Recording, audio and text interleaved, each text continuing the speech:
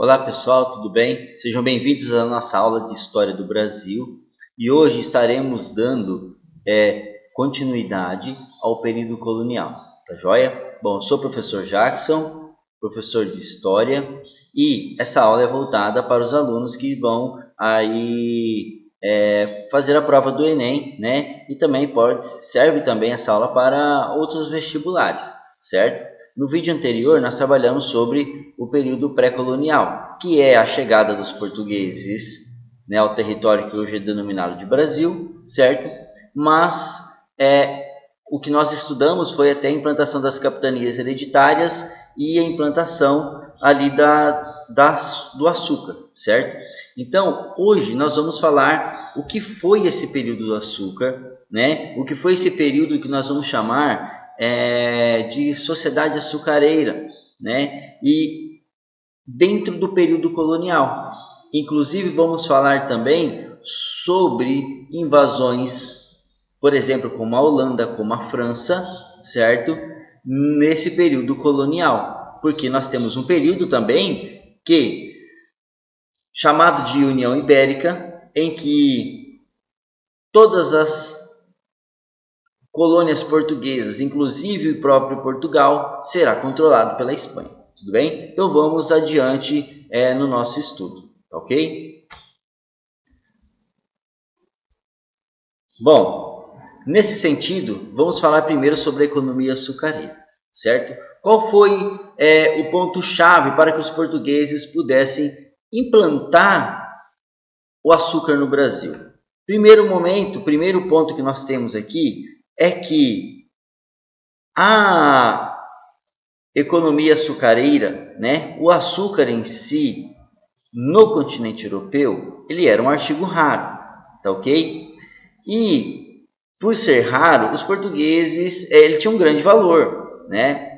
E os portugueses tinham uma determinada experiência em outras ilhas, em outras colônias, na realidade, sobre o plantio da cana-de-açúcar, o processo, né, do plantio, certo? Então, nesse momento, eles vão identificar que o clima do Brasil era propício para o plantio da cana-de-açúcar, inclusive na região de Pernambuco, que foi um destaque, né? Pernambuco foi destaque por causa do solo de Massapê.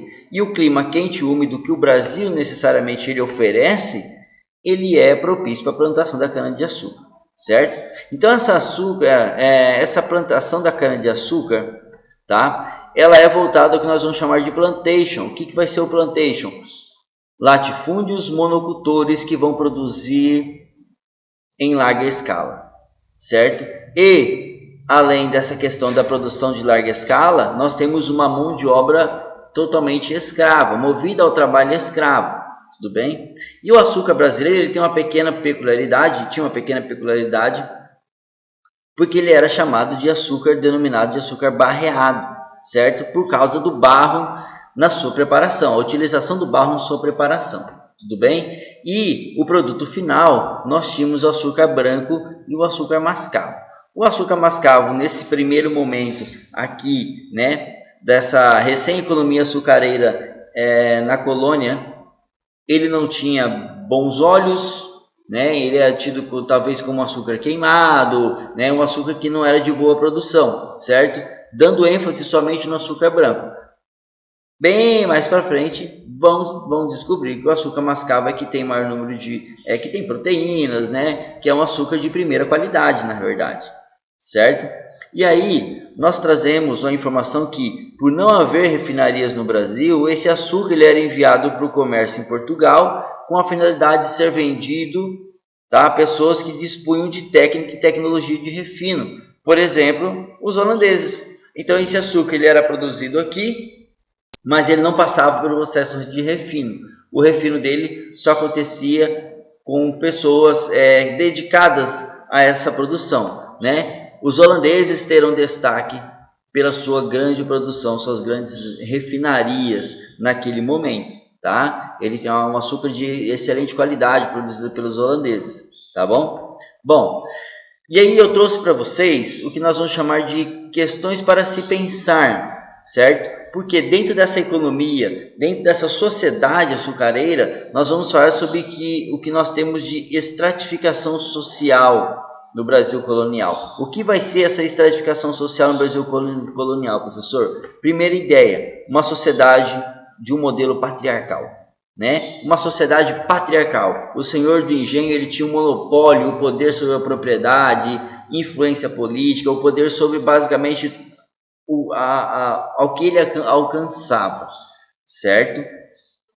Depois, nós temos o ruralismo e a estratificação entre senhores e escravos, certo? Mas essa estratificação, ela também está voltada ao quê? Os pequenos produtores, né? Então, nós tínhamos os grandes produtores e pequenos produtores, tínhamos fazendas de engenho em que não necessariamente elas plantavam a cana-de-açúcar, tá? Em alguns engenhos só tinha o engenho, e a sociedade em volta, porque produtores em volta que não tinham condições de ter o engenho, plantavam e moíam, né, essa cana nos engenhos. Então é uma sociedade um pouco assim diversificada na questão do trabalho, plantação, né, colheita e o preparo da cana-de-açúcar, né, o preparo do açúcar ali, beleza? Mas então existia essa estratificação, existia essa separação social, e ela era muito mais visível quando nós falamos de senhores e escravos, né? Isso é notório para todos nós, já temos um mínimo de conhecimento sobre história, tá ok? Então, nesse sentido, essa sociedade açucareira, né, eu montei essa pirâmide para que nós possamos entender melhor como que ela funcionava, né? Então, no topo da sociedade nós temos quem? Senhores do engenho, certo? Depois, homens brancos de ascendência lusitana, e esses homens eram que? Lavradores, certo? Eles não tinham engenho, pagavam pela produção do açúcar 50%, suas terras recompensa por serviço prestado à coroa e podiam exercer influência política. Mas como eu falei para vocês, essa estratificação é o que? O senhor do engenho sempre vai ter a maior influência, né? Talvez até a palavra final naquele momento, tá ok? Depois, nós temos a ideia do que eu passei para vocês agora há pouco, sobre o sistema patriarcal. É um sistema familiar, né? Onde o homem é o chefe da família, tem o poder sobre tudo que envolve a sua casa, certo? A mulher deveria permanecer recolhida em casa e sua função era o quê? Controlar o trabalho dos escravos domésticos e cuidar da educação dos filhos, tá? Bom, essa sociedade patriarcal, ela vai funcionar muito bem dentro das fazendas dos senhores do engenho, né? São famílias dos senhores do engenho, até mesmo famílias aqui desses homens de ascendência lusitana, tá ok?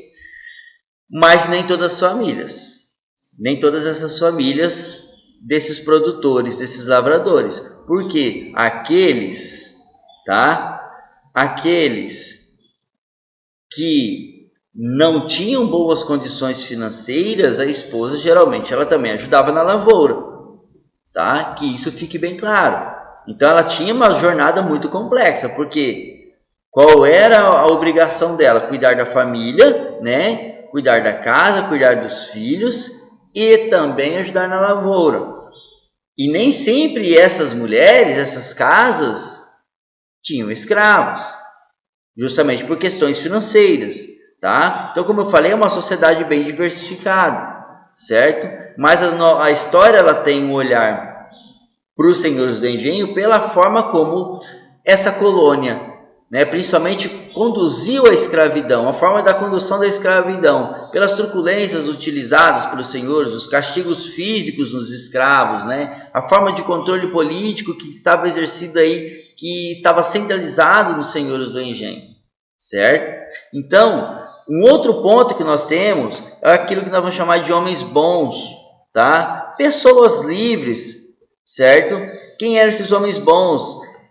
São responsáveis, eles eram responsáveis pelas câmaras municipais, certo? O que vai acontecer? Na aula anterior nós falamos sobre a questão dos governos, os governos gerais, para poder administrar melhor as capitanias, né, a produção do açúcar. Mas esses governos gerais não estavam conseguindo trabalhar, né, efetivamente no seu controle.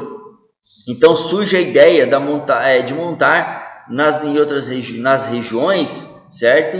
Nas pequenas vilas, cidades e tudo, câmaras municipais, que eram conduzidas pelo que nós vamos chamar de homens bons, que eram pessoas livres, certo? Não trabalhavam no campo, digamos assim, eles tinham propriedades, tinham escravos, mas eles não colocavam a mão na massa, certo? Por boas condições financeiras. Então, grandes proprietários do setor privado, obedecidos e temidos como chefes, tá?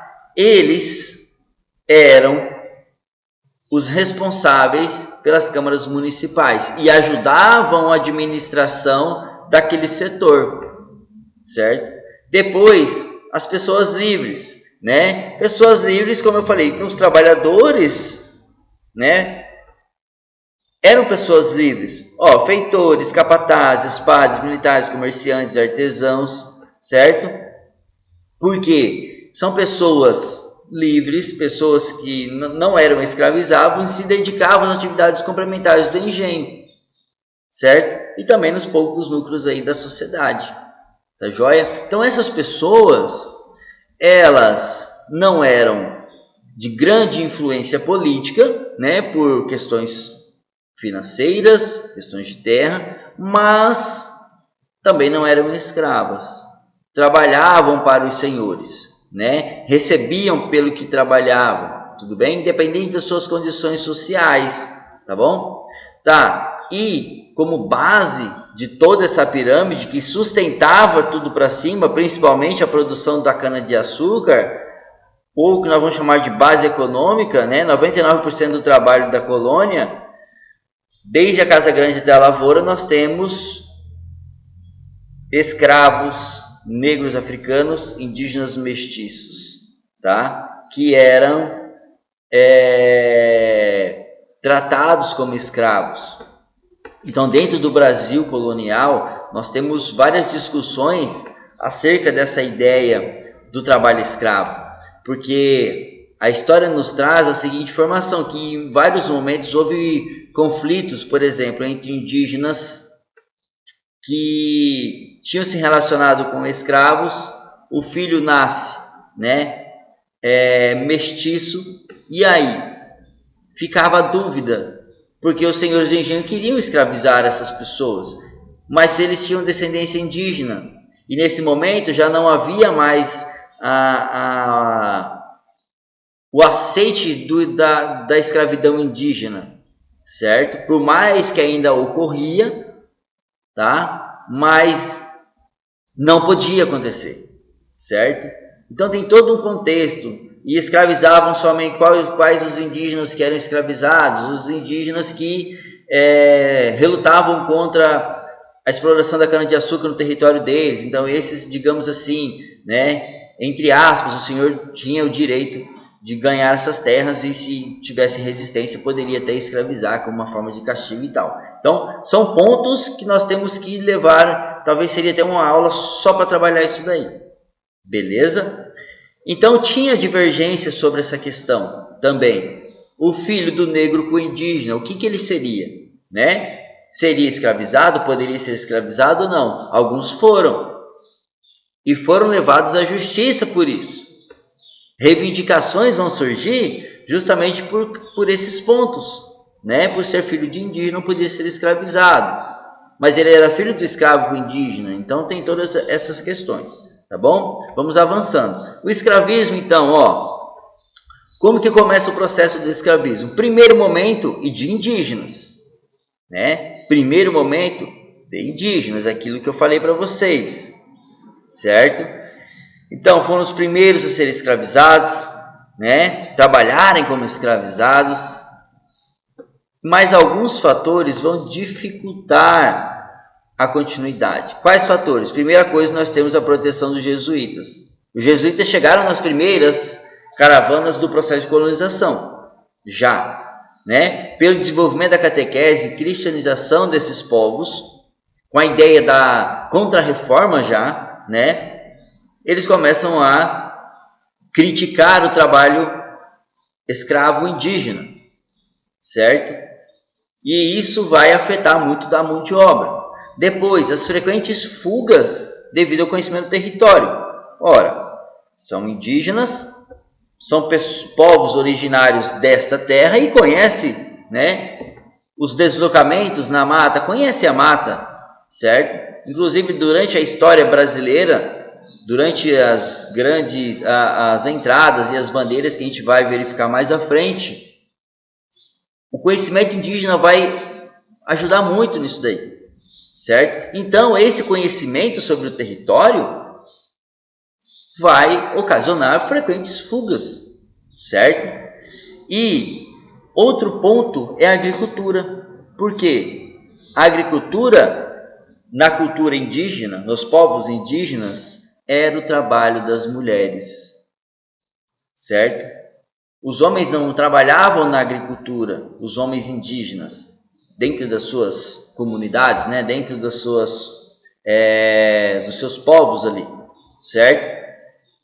E isso gerava, quando eles são transportados, né, como mão de obra escrava para os engenhos, isso vai trazer uma baixa produtividade, certo? Mas, o primeiro momento, o escravismo começa com os indígenas e esse trabalho escravo indígena vai impulsionar os engenhos nordestinos, tá? Vai impulsionar os engenhos nordestinos e vai existir durante o período colonial. Justamente aquilo que eu falei para vocês, que aqueles que resistiam à chegada dos colonizadores, processo de colonização, implantação da cana-de-açúcar no território deles, geralmente esses povos eram pegos como escravos, né? As bandeiras, existiam bandeiras de aprisionamento de indígenas para vender como escravos, por exemplo. Existiam durante todo o período colonial, ok? Mas é um assunto que nós vamos ver separado disso aí, tá ok? Para não ficar muito extenso. E aí nós temos o tráfico negreiro. Então, o indígena, o trabalho, a mão de obra indígena, escrava indígena, ela não vai dar muito certo, né? Justamente pelos motivos que nós vimos lá, conhecimento do território, baixa produtividade, né? O envolvimento dos jesuítas, certo? Mas a partir de 1570, nós temos a intensificação do tráfico transatlântico de africanos escravizados, tá? Então, por volta do século XVII, o monopólio português era exercido, tá? Na colônia, na América. Ou seja, os portugueses passam a comprar e vender escravos e vão monopolizar tudo isso aqui na colônia, ok? Tudo isso na colônia, beleza? Então nós temos uma grande demanda das fazendas açucareiras por mão de obra escrava, certo? Tá? E os escravizados, então, passam a chegar com frequência, serem trazidos, né? Passam a ser trazidos com frequência, né? Porque chegar é um sentido como se eles viessem de forma voluntária, né? E nós sabemos que não foi isso que aconteceu, foi totalmente o contrário, foi de forma involuntária, certo? E eles tinham diferentes funções: oficiais da casa de caldeira, certo? Serviçais com enxada, casa de moenda, pedreiros, funções domésticas, lavoura, que são chamados escravos de eito, certo? Então depende de vários fatores que influenciavam nessas divisões, nessas funções dos escravizados africanos, né? Até por questões da idade, questões até de gênero, que geralmente as mulheres ficavam no trabalho doméstico, né? Poucas mulheres iam para a lavoura, só quando o serviço apertava mesmo, aí provavelmente não tinha como eles colocavam as mulheres, porque há registro de mulheres trabalhando nas lavouras da cana-de-açúcar, certo? Mas, digamos assim, não era uma coisa muito típica né? Não era isso que os senhores queriam. Por quê? Eles queriam homens que conseguissem realmente produzir, né? Trabalhar horas e horas desgastantes nas lavouras de cana-de-açúcar, tá? Então, a primeira experiência escravista no Brasil, ela vai ter uma ideia de um caráter mercantil, certo? Mas a implantação da mão de obra escrava nas fazendas açucareiras vai fazer com que a produção se transforme, tá? Produz muito, vão produzir bastante. E como era a forma de manter esse escravo submisso aos seus senhores? Castigo físico e psicológico, né? Os açoites, o tronco durante o sol quente, né? Tudo isso daí causando castigos físicos e psicológicos, de forma que, para punir aquele que se subverteu ao Senhor, e ao mesmo tempo servir de exemplo para os que provavelmente poderiam pensar também em se subverter, né? E não respeitar as ordens do Senhor, ok? Porque a ideia era da punição educá-los para o interesse colonial, né? É um assunto muito complexo, é um assunto muito forte. Nós, professores de história, quando a gente vai dar aula, né, falando sobre essa parte que é muito complexo de trabalhar, é um pouco difícil até de trabalhar, né? Porque nós temos que transmitir a mensagem, transmitir o que aconteceu, e você falando causa um pouco de transtorno, né? A gente fica meio assim perplexado até, por mais que a gente já sabe o que aconteceu, mas toda aula ela gera uma perplexidade, a gente fica muito triste com tudo que aconteceu durante esse período do escravismo, certo? Então tinham várias formas de resistência, pessoal, várias formas de resistência, certo? A sujeição não era pacífica em momento algum, tá? Em momento algum. Tinham, tá? Negociações entre senhores e alguns escravizados, certo? Mas também outra forma de resistência era partir para o próprio confronto, certo? Como negociações, alguns escravizados se tornavam, por exemplo, capitães do mato, né? Se tornavam chefe dos outros escravizados, e para que ele não sofresse o açoite, ele tinha que açoitar os demais para trabalhar, certo? Punir aquele que se voltava contra as ordens, certo? Era uma forma que ele às vezes encontrava para que ele não sofresse castigos também. Tudo bem? Havia várias formas de resistência, ataques aos senhores, aos feitores, fugas, furtos e até o suicídio, né? No campo da religião, vários rituais cerimoniais, hábitos alimentares, danças, né?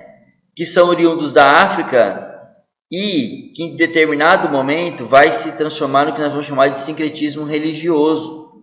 Porque, olha só, Portugal, né, país católico, a colônia provavelmente sim era católica, certo? A ideia era salvar as almas.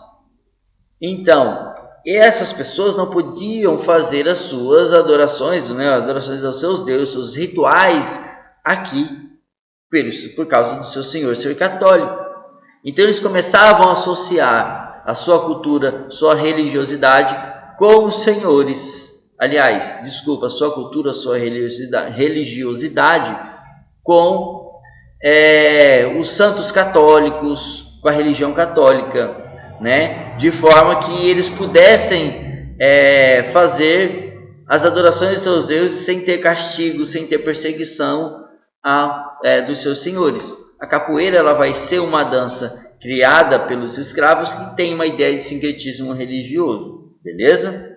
Bom, durante esse período então, certo? Nós falamos, só voltar aqui rapidinho, foram as formas de resistência, o trabalho escravo nós vamos trabalhar em outros capítulos também, certo? Porque nesse momento nós temos o quê? também acontecendo no período colonial, o período que nós vamos chamar de União Ibérica, que eu falei lá na introdução da nossa aula. 1580 a 1640, nós temos a União Ibérica. Pessoal, o que foi a União Ibérica? A União Ibérica foi um período, né, entre 1580 e 1640, em que Portugal e as suas colônias, né, foram controladas basicamente pelo rei Filipe II da Espanha. Foi o momento, então, em que Portugal esteve sob o domínio espanhol, uniu as duas coroas. E quais as causas? O rei Dom Sebastião desaparece em uma batalha contra os mouros, certo? No norte da África. Como ele não tinha herdeiros, o Dom Henrique, que era um bispo, tá? Ele vai assumir a coroa portuguesa. O Dom Henrique, ele era um bispo católico da ascendência do Dom Sebastião, né? Então, por ser ali o mais próximo, ele pediu o direito de assumir a coroa. Só que ele também morre. Como ele era bispo, não tinha herdeiros, tá? Não tinha herdeiros. Nós temos, no primeiro momento, o fim da dinastia de Aves, e o rei Filipe da Espanha vai reivindicar, tá, o trono por ter ligações com a realeza lusitana. Ele era filho de uma princesa que era neta de um rei português. Então, ou seja, umas 3 gerações passadas ele tinha uma ligação, mas era o único que tinha mais proximidade. Ele vai reivindicar, né? Se os portugueses não quisessem, realmente não aconteceria, porque a população não apoiou, não houve, tá, o apoio da população, não ocorreu, mas teve um acordo com a nobreza portuguesa, um desses, para que ele pudesse subir ao trono. E um desses acordos nós podemos colocar em questão até por domínio, tá? Domínio sobre outros territórios. Então a história ela nos traz o seguinte: por exemplo, a Espanha dominou Portugal e as suas colônias. Entretanto, tá? Quem administrava toda a parte portuguesa ainda eram os portugueses. Então, era um dos acordos, mas todos os impostos iam para a Espanha, tá ok? Bom, aí tem um mapinha que eu trouxe para vocês, né? Essa parte aqui mais escura é todo o domínio espanhol durante a União Ibérica, tá? Então, nós temos durante a União Ibérica algumas invasões que vão ocorrer, certo? De holandeses e franceses em especial. Como que vai funcionar? Os holandeses, tá? Começavam na região dos Países Baixos, onde atualmente é a Bélgica, a Holanda e parte norte da Europa, tá? A reivindicar uma independência dessas províncias unidas, certo? Então eles começaram por questões religiosas também, porque os holandeses eles vão partir mais para o lado do protestantismo, certo? E nesse sentido, várias rebeliões, né? Reivindicações por uma determinada independência, vai culminar na independência das Províncias Unidas, que vão dar origem à República da Holanda, 1579. O rei Filipe, tá? Que era porque a família dele, os familiares, controlavam todas essas regiões onde fazia parte a Holanda, e eles perdem o poder a partir da independência da República da Holanda, certo? Ele vai pôr um embargo econômico, que a partir de 1581, tá? Fica conhecido como embargo espanhol, que vai proibir o comércio holandês no território de domínio espanhol. Tá ok? Bom, então, pensa comigo. Quem é que comprava o açúcar a preço muito barato para refinar e revender esse açúcar já pronto, refinado? Os holandeses. Os holandeses. Então, vai dar uma crise financeira muito grande, né? Para combater isso daí, o que vai acontecer? A burguesia de Amsterdã vai constituir uma empresa mercantil chamada de Companhia das Índias, tá? E essa Companhia das Índias vai ser responsável pela realização do tráfico de escravizados, certo? Quando ela começa a fazer isso daqui, ela tem o objetivo também sobre o domínio de parte do Nordeste brasileiro. Então, ou seja, ela vai invadir parte do Nordeste brasileiro e vai controlar por muito tempo, ok? Então, nós temos 624, a primeira investida, que vai ter forte repressão dos fazendeiros da região, apoio da esquadra espanhola e vai expulsar. Só que em 1630 houve um avanço sobre Pernambuco por causa da maior produção de açúcar, que os holandeses já sabiam, certo? Então, por questões de ser um vasto território, né, teve uma facilidade, relativa facilidade aí no domínio, certo? O objetivo holandês era retomar a exploração mercantil do açúcar, que eles já tinham, ok? Então, a partir desse momento, os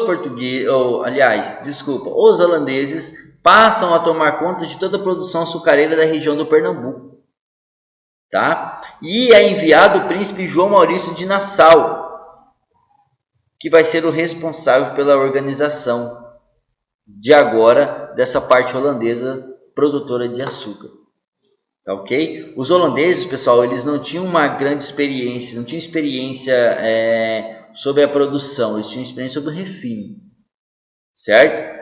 Então, a partir de agora, eles passam a ter experiência também sobre a produção da cana-de-açúcar, tá? E aqui nós temos elencados alguns pontos do governo de Maurício de Nassau sobre a produção açucareira na região de Pernambuco. Então, a preocupação com reorganização, operações militares, e essas operações buscavam a conquista territorial para o investimento no açúcar. Ele vai conceder empréstimos aos senhores do engenho para melhorar a produção, aumentar os engenhos, a compra maior de escravos e tudo, tá? Vai combater crises de abastecimento, certo?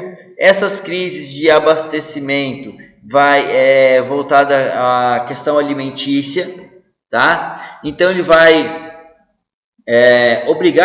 vai determinar com que os proprietários de fazendas e pequenas propriedades pudessem também plantar regiões alimentos, principalmente o cultivo da mandioca, tá? E ele vai fazer os territórios recém-conquistados, ele vai fazer uma divisão entre esses fazendeiros da cana-de-açúcar, certo? E como que funcionava essa divisão? Bom, proporcional ao número de escravos, tá? Que esses fazendeiros tinham, tá ok? Tá. O que mais que ele vai fazer? Modernização de Recife, construção de praças, mercados, estradas, tá? A ponte para maior integração e o trânsito de pessoas e produtos da cidade, ou seja, ele vai dar uma revitalizada nessa região, tá? A vinda de cientistas, tá? Para fazer pesquisas, artistas, né? Por exemplo, Franz Pusch, Albert Eckhoff, certo? Pintores que registraram e estudaram a fauna e a flora local, tá? As populações indígenas e a vida cotidiana. Então ele vai trazer várias pessoas, né? Cientistas e artistas para que pudesse melhorar talvez o cotidiano, relatar o que estava acontecendo naquele momento, tá? E aí, 1640 finaliza o que nós temos de União Ibérica, Portugal agora ele é controlado por outro governante, agora um governante português, certo? E Portugal e Holanda fazem um acordo de amizade, vão assinar uma trégua de 10 anos, tá ok? Por que isso daqui? Porque era necessário que os holandeses fossem embora, a terra é portuguesa. E os holandeses invadiram justamente por causa da Espanha, né? Então eles vão traçar, como o investimento foi muito alto, vão traçar uma trégua aí para que os holandeses pudessem explorar ainda durante 10 anos, para que eles pudessem resolver toda a situação depois, tá ok? Mas isso, com o passar do tempo, começa a haver desavenças. Por quê? Primeiro, as desavenças iniciam entre a Companhia das Índias Ocidentais, né, e Maurício de Nassau. Então, olha só, a mesma companhia que invade, certo? Companhia das Índias Ocidentais, que invade a região e vai colocar ele como responsável, dirigente da região, começa a criticar ele em alguns pontos. Porque ela começa, e isso vai criar problemas na administração, porque essa companhia começava a exigir o aumento de impostos e ele não aumentava. Ela exigia o pagamento de empréstimos e ele não cobrava, porque ele viu, tá, que não ia conseguir. Se aumentasse o empréstimo, estava difícil de ser pago. E se você aumenta o imposto, aí que eles vão pagar o imposto, os fazendeiros não vão pagar o empréstimo mesmo, não vão dar conta.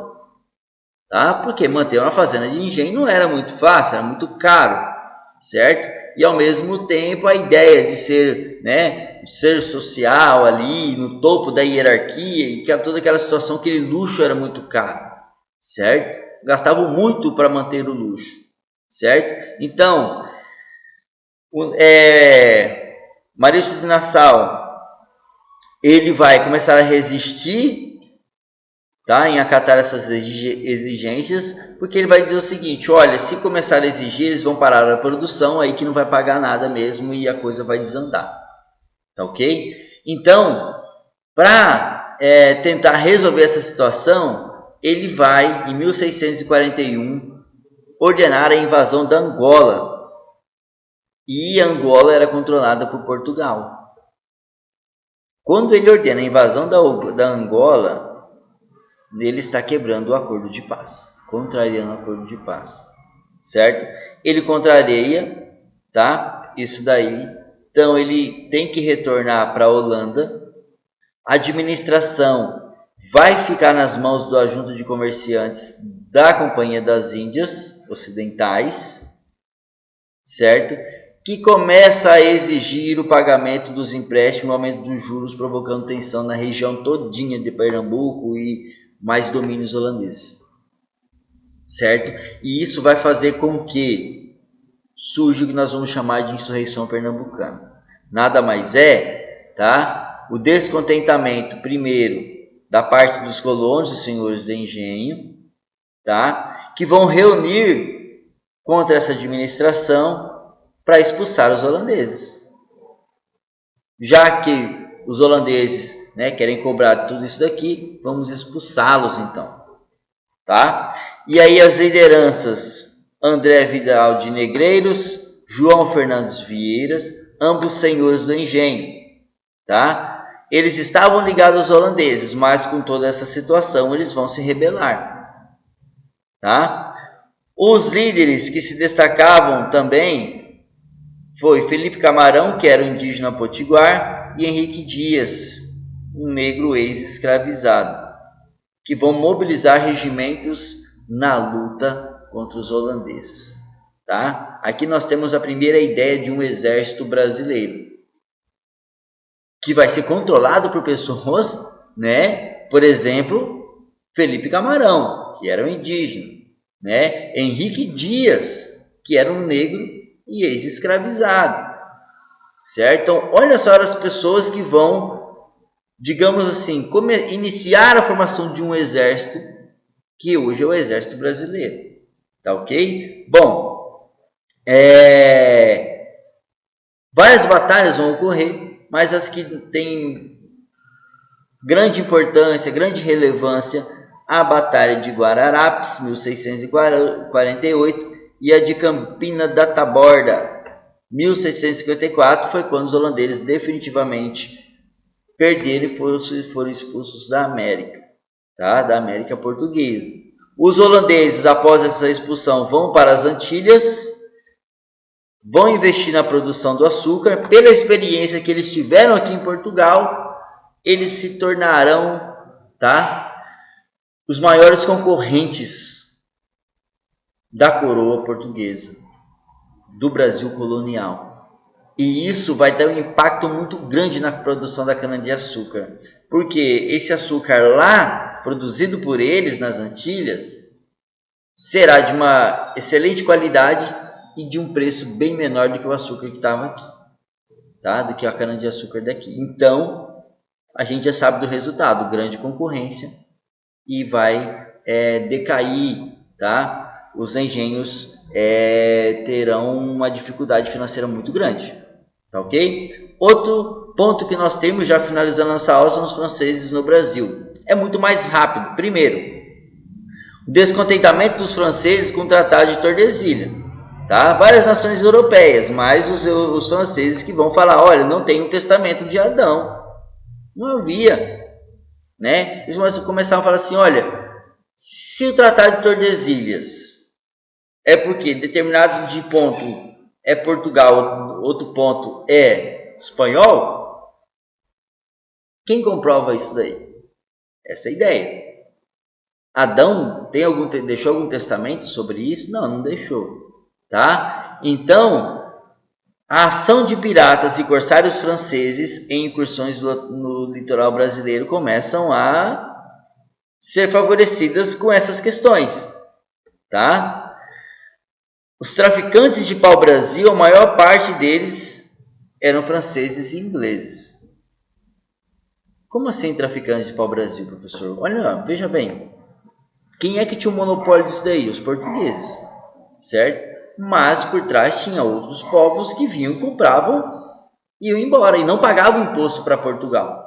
Essa é a ideia, isso já é um tráfico, né? Vinham aqui, pegavam madeira e iam embora. Tráfico de pau-brasil. Beleza? Bom, nesse momento começa o que nós vamos chamar de França Antártica. O que vai ser a França Antártica? Ela vai ser chefiada aí, a partir de 1555, uma invasão, uma expedição, tá? No norte da Baía do Guanabara, que vai garantir a exploração do pau-brasil. Tá? Então eles vão chegar na Baía do Guanabara, vão dominar uma pequena parte da região, tá? E durante esse período de exploração do pau-brasil, eles vão determinar que franceses, né? Ou seja, protestantes franceses pudessem exercer livremente sua religião. E na França também tinha um problema muito grande por questões religiosas, tá? Ela tinha uma briga interna lá sobre parte ser católica e parte ser protestante. E isso estava causando um conflito muito grande lá. Então esses vão chegar aqui e vão falar assim, não, daqui para frente os protestantes podem ficar tranquilos, não serão perseguidos aqui, tá? Tinha uma boa relação com os povos Tupinambá, que vai favorecer a investida deles nessa região da Baía do Guanabara. Tá? E aí nós temos também a ligação de outras nações indígenas, certo? E essas nações guerreavam contra a invasão dos portugueses e para evitar a escravização, certo?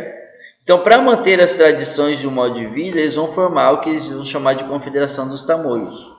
Então, o grande problema desses povos indígenas era que os portugueses queriam escravizá-los. Os franceses vão chegar com a proposta de que eles poderiam viver todos tranquilos ali. Certo? Então, a Confederação dos Tamoios vai apoiar, basicamente, os franceses nesse momento. Tá ok? Bom, o governador governador-geral Mendes Sá, vai, com seu sobrinho, organizar uma resistência. certo? Então, os jesuítas, Padre Manuel da Nóbrega Padre José de Anchieta e Manuel da Nóbrega, que vão pacificar os tamoios, vão fazer acordo com os tamoios, tá? Que viviam nas proximidades de São Vicente, atualmente São Paulo, para que eles tirassem seu apoio aos franceses em troca que não serem mais atacados nem escravizados. Então houve um acordo. Que eles poderiam ter livre passagem ali, certo? E nisso os franceses, sem o apoio dos povos da região, né, os povos nativos, eles não vão conseguir resistir pela pequena quantidade em relação aos portugueses já aqui, né? E serão definitivamente expulsos do Rio de Janeiro.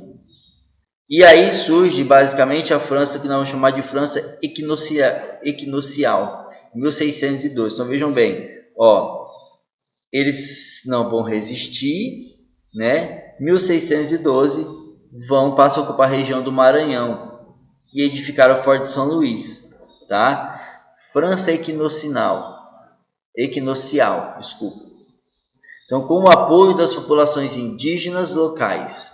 Então, esses povos só vão conseguir dominar porque eles fazem acordos com as populações locais. Então, eles vão explorar, né, economicamente a região, certo? Durante esse período. 1614, Gaspar de Souza, que era governador-geral do Brasil, vai organizar uma ofensiva militar que derrotaria os franceses, certo? Então, os franceses serão derrotados novamente e vão partir para a exploração da Guiana Francesa, norte da América do Sul, tá? E também em regiões norte da América do Norte, basicamente, tá ok? Beleza. Nesse momento, durante esse período também, então, nós temos algumas datas, 1614, a partir de 1701, nós temos uma determinação que o gado deveria ser criado em outras regiões, tá? Ou seja, durante esse período de invasões, tirando outros povos, começa a ocorrer aí uma necessidade de uma exploração maior dessa parte interna, né? Por quê? Primeiro momento, nós temos um aumento expressivo de reses na região das lavouras de açúcar e vai tomar o espaço disso daí, certo? E a determinação vai ser o quê? Que esse gado deveria ser criado em regiões paralelas aos engenhos. Por quê? Ele servia de alimento, força motriz, meio de transporte, couro, né? Entre outros, era a função, né, do gado. Só que ele começa, o seu número expressivo, o aumento expressivo, ele começa a dificultar o plantio da cana-de-açúcar. Então é necessário que tirasse esse gado e colocasse em outras regiões, certo? Então ele vai para a região do Nordeste, ele vai para a região Sul, e é durante esse período da região Sul que esse gado surgem as fazendas charqueadas. Vai dar muito certo, tá? Bom, a partir desse momento também começam as entradas e bandeiras, tá? As entradas e bandeiras que já estavam no século XVII, né? No século XVII, vejam bem. Começa em 1580 a União Ibérica. E a União Ibérica é controlada, o governo espanhol, sobre tudo que era português. O Tratado, né, de Tordesilhas, basicamente, ele acaba, porque se é todo território espanhol, pode ser explorado. Então, no século XVII, as bandeiras iniciam, tá? As entradas e as bandeiras, tá? Então, qual seria o ponto de origem e destaque? São vários pontos em que saem essas bandeiras, exploração mais ao interior do Brasil. Só que São Paulo é um ponto no destaque, São Vicente. Então, qual que é a ideia? Busca de riquezas e nativos para serem vendidos ou escravizados. Vejam bem, tinha um acordo com os tamoios lá. Então, você tem que ir para onde? Mais interiorzão, Tá ok? Incursões resultaram na formação dos atuais estados de Minas Gerais, tá? E Goiás, e futuramente também Mato Grosso, a partir de 1719. Na verdade, 1718, que já tinha, né, uma companhia explorando aqui. Só que a coisa flui quando é encontrado o ouro, a partir de 1719. Né? Então, ó, terras que, segundo o Tratado de Tordesilhas, pertenciam à Espanha. É uma complicação, né? Uma situação muito complexa aqui. Porque em determinado momento não era espanhol, agora já volta a ser espanhol, certo? Só que as entradas e bandeiras estão fazendo serviço há muito tempo, muito tempo, e eles não vão parar até que região como a do Mato Grosso se torne aí português, um longo processo de invasões, conflitos e tal, beleza? Mas para o momento é o que nós temos sobre as incursões para o sertão, certo? A partir daqui, pessoal, nós finalizaremos a nossa aula, certo? Vamos para outros tópicos futuramente e vamos trabalhar aí algumas questões, tá? Nosso tempo está bem grande, não era para ter tudo isso, mas o conteúdo ele foi muito escasso, até porque é necessário que nós saibamos o que está acontecendo. Tá? Nós temos essas questões o seguinte, então, ó, texto 1 lá, e pois que em outra coisa, nesta parte, me não posso vingar do demônio, admoesto parte da cruz de Cristo Jesus, a todos que este lugar lerem, que deem a esta terra o nome com tanta solenidade lhe foi posto, sob pena da mesma cruz, que nos há de ser mostrada no dia final, os acusar demais devotos do pau-brasil que dela. Né? Texto 2. E que deste modo Sião os povoadores, os quais, por mais arraigados que na terra estejam, e mais ricos que sejam, tudo pretende levar a Portugal. E se as fazendas de bens que têm souberam falar, também lhes houveram ensinar a dizer, como os papagaios, os quais as primeiras coisas que ensinam é papagaio real para Portugal, porque tudo querem para lá. Então, né, nós temos dois textos aqui que vão dizer sobre críticas do processo de colonização. Em terras que já haviam povos, agora pertencem a uma outra nação, né? Então, o que nós temos aqui? As críticas desses colonistas ao processo de colonização portuguesa na América estavam relacionadas a quê? Né? Utilização do trabalho escravo? Não necessariamente, porque ele está falando da terra, certo? Da forma como os portugueses vinham sobre a terra. Implantação dos polos urbanos ainda não, né? Devastação das áreas naturais poderia até ser, né? Poderia até ser, por causa do pau-brasil e tal, certo? Ocupação das terras indígenas ou expropriação das riquezas locais, né? As outras questões, ocupação das terras indígenas ocorreram, né? Para a utilização do trabalho escravo, beleza. Só que o que o texto está direcionando? Expropriação das riquezas locais, né? De riquezas locais. Como assim? Agora tira as coisas daqui que pertencem ao Brasil e manda tudo para Portugal, como o pau-brasil, né? Como os animais, vários animais, por exemplo, o papagaio e assim sucessivamente. Tudo bem? Vamos lá, mais uma questão. Em um engenho, sois imitadores de Cristo crucificado, porque padeceis em um modo muito semelhante o que o mesmo Senhor padeceu na sua cruz em toda a sua paixão. A sua cruz foi composta de 2 madeiros e a vossa em um engenho é de 3. Também ali não faltaram canas, porque 2 vezes entraram na paixão, uma vez servindo para o centro de escárnio e outra vez para a esponja que lhe deram fel. A paixão de Cristo, parte foi de noite sem dormir, parte foi de dia sem descansar. Tais são as vossas noites e os vossos dias. Cristo despido e vós despido. Cristo sem comer e vós famintos. Cristo em tudo maltratado e vós maltratados em tudo. Os ferros, as prisões, os açoites, as chagas, os nomes afrontosos, de tudo isto se compõe a vossa imitação, que, se for acompanhada de paciência, também terá merecimento de martírio.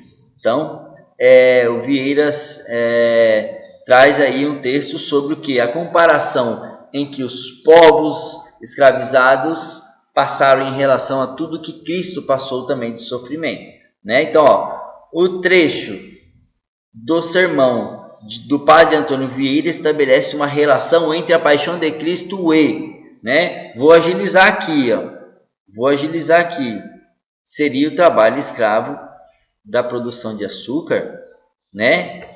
Basicamente, essa questão está mais tranquila para nós, né? Você já consegue relacionar. Outras questões, agora vai falar sobre as invasões. O Brasil oferece grandes lucros aos portugueses. Em relação ao nosso país, verificar-se-á que esses lucros e vantagens são maiores para nós.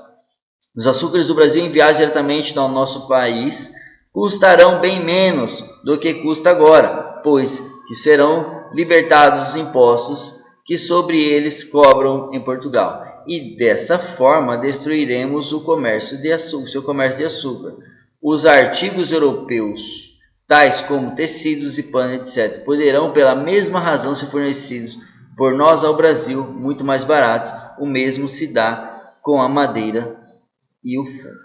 Então, o texto foi escrito por um conselheiro político holandês no contexto das chamadas invasões holandesas, 1624 e 1654, no nordeste da América Portuguesa, que resultaram da ocupação militar da capitania de Pernambuco. O conflito se inicia em um período em que Portugal e suas colônias, entre elas o Brasil, se encontravam sob o domínio da Espanha.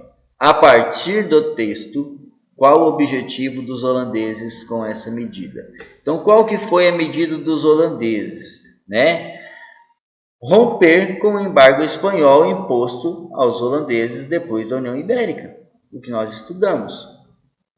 Olha a questão A. Construir uma rede de refino e distribuição de açúcar no Brasil, levando vantagens sobre os concorrentes portugueses? Não, né? Isso aqui está relacionado à invasão, certo? Garantir o abastecimento do açúcar no mercado europeu e oriental, ampliando as áreas produtoras fora os domínios lusos? Não necessariamente, estamos falando dos holandeses ainda. Incentivar a diversificação da produção do Nordeste brasileiro, aumentando a inserção dos holandeses no mercado dos produtos manufaturados? Não, jamais os portugueses fariam uma coisa dessa, né? Porque eles ganhavam, eles tinham o lucro da produção daqui no Brasil e depois o lucro da venda desse açúcar in natura lá para os holandeses poderem comprar e refinar, né? Dominar uma região produtora de açúcar mais próxima da Europa do que as Antilhas holandesas, facilitando o escoamento dessa produção? Não. A ideia era, já que pertence à Espanha, vamos dominar e mais da metade dos impostos não serão cobrados, porque terá uma ligação direta com os holandeses, beleza? A última questão, então, os holandeses desembarcaram em Pernambuco no ano de 1630 em nome da Companhia das Índias Ocidentais e foram aos poucos ocupando a costa que ia da foz do Rio São Francisco ao Maranhão, no atual Nordeste brasileiro. Eles chegaram ao ponto de destruir Olinda, antiga sede da capitania de Duarte Coelho, para erguer no Recife uma pequena Amsterdã. Então, do ponto de vista econômico, As razões que levaram os holandeses a invadir o nordeste da colônia decorriam do fato que essa região, né, mais importante área produtora de açúcar portuguesa, será? Possuía mais ricas matas de pau-brasil? Não, eles não queriam pau-brasil, né? Não queriam. Então descarta. Contava com um porto mais estratégico para navegação no Atlântico Sul? Também não. Não era isso que eles queriam. Olha a carta que nós vimos agora há pouco na questão passada, né? Representava o principal entreposto de escravizados africanos para as Américas? Também não. Eles faziam o transporte de africanos, certo? Mas necessariamente a produção, a questão aqui era o quê? Cana de açúcar. Novamente eu digo, olha a outra questão, o outro texto lá, né? O outro texto, olha o que ele vai falar, né? Sobre os lucros e as vantagens que o Brasil oferece na produção de cana de açúcar. Ó, constituiu um reduto de ricos comerciantes de açúcar de origem judaica? Não necessariamente, né? O que vai trazer aqui? Realmente a letra A, ó. Era a mais importante área produtora de açúcar da América Portuguesa. Beleza, pessoal? Então, aqui nós finalizamos basicamente a nossa aula. Espero que tenham contribuído para o conhecimento de vocês. Em caso de dúvidas, vamos retirando aí, né, da melhor forma possível. E vamos avançando, teremos mais aulas sobre a questão colonial, o Brasil, o processo do Brasil em si, tá joia? Se você gostou dessa aula, dê o seu joia aí, seu curtiu para mim, para ajudar o nosso canal a crescer. E se puderem divulgar, né, melhor ainda essa aula, eu agradeço. Um forte abraço a vocês e até mais.